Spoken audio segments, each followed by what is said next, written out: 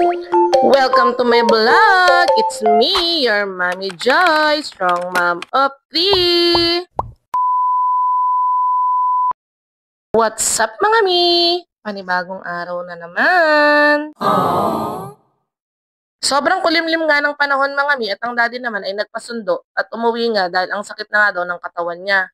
Napuwersa nga daw sa pagdidiskarga niya nga kagabi dahil wala nga daw siyang makuhang yagyag. Kaya yung trabaho na dapat ay ang yagyag ang gagawa ay siya na nga talaga ang gumawa. Pagdating naman namin ng Santa Ines ay nakita ko na nga ang daddy na natutulog na nga sa truck. Medyo natagalan kasi ako bago nga pumunta dahil nga inasikaso ko pa nga ang mga bata. Nakita ko naman tong bunga nga ng mangga at talaga namang ako'y na nga si mga mi. Kaya ayan, todo effort pa nga talaga ako sa pangunguha. Buti na nga lang at may sungkit nga, yun nga lang ay sobrang haba kaya ako nga ay hirap na hirap nga din. Pero kahit ako nga ay ngawit na ngawit ay sige pa nga rin ang aking sungkit. Hindi nga po tuloy sadyang nagtatakaw nga lang. Enjoy naman ang Athena sa pamumulot. A few moments later. Nang matapos naman ako mamitas ng mga mangga-mangami ay nagpunta naman nga ako sa likod bahay nga nila tatay sa tabing tabon. At titingin nga ako ng balubad. At pagtingin ko naman sa puno mga mi ay nagningning naman talaga ang aking mga mata dahil sobrang ang daming bunga.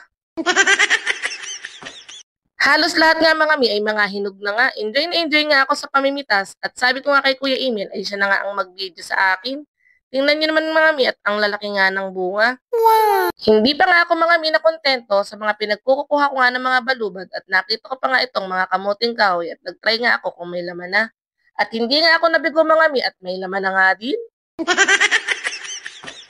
Favorite ko din kasi talaga mga mi ang kamuting kahoy nga lalo na nga at isasawsaw nga sa asukal.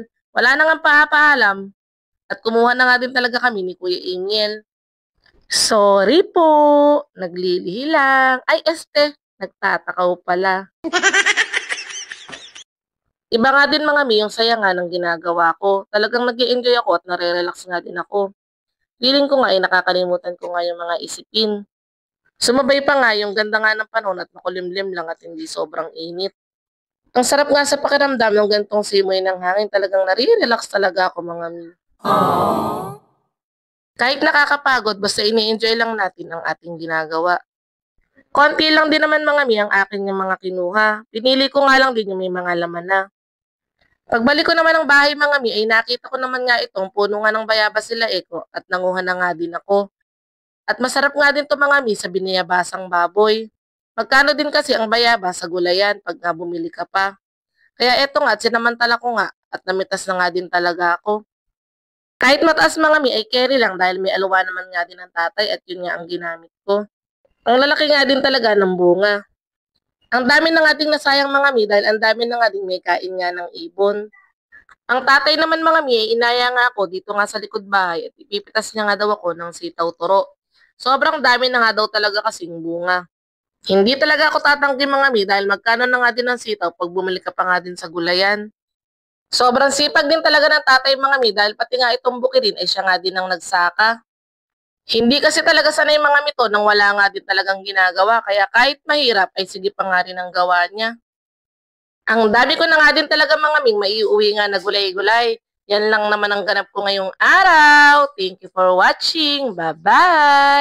Wow!